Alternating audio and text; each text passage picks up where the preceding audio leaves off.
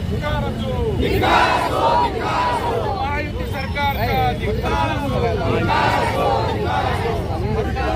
अरे चड्डी बनियान गँगचा चड्डी बनियान गँगचा चड्डी बनियान गँगचा हिंदू हृदय सम्राट बाळासाहेब ठाकरे यांचा उद्धव साहेब तुम आगे बढ़ो, हम तुम्हारे साथ हैं। आदित्य साहेब तुम आगे बढ़ो, हम तुम्हारे साथ हैं। अरे हमें ताकद कुणाची तरबूजच्या महिन्याला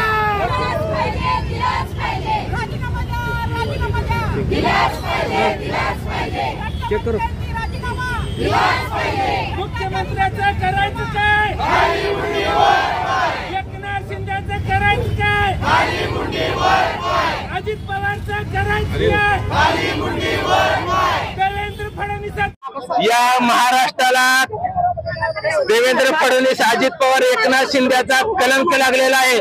म्हणून आदरणीय पक्षप्रमुख उद्धव साहेबांच्या आदेशाने आज झोपी गेलेल्या या गेंड्याच्या कातडीच्या देवेंद्र फडणवीसांच्या सरकारला जाग आणण्यासाठी समस्त महाराष्ट्रामध्ये शिवसेना उद्धव बाळासाहेब ठाकरे पक्षाच्या वतीने आज आंदोलन करण्यात आलेलं आहे।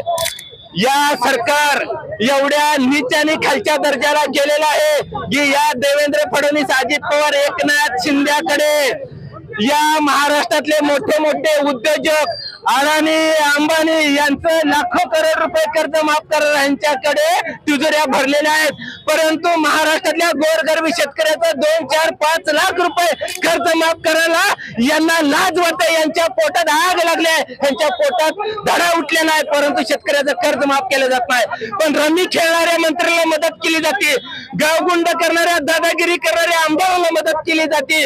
या ठिकाणी सिगरेट वरणाऱ्या, दारू पिणाऱ्या, कपडे काढून नाचणाऱ्या, पैशाच्या बॅग घेऊन बोंबलणाऱ्या मंत्र्याला मदत केली जाते। बेकायदेशीर कृत्य करणाऱ्या आमदाराला घेऊन हे मंत्री नाचतात आणि याला सगळ्यात जबाबदार देवेंद्र फडणवीस आहे।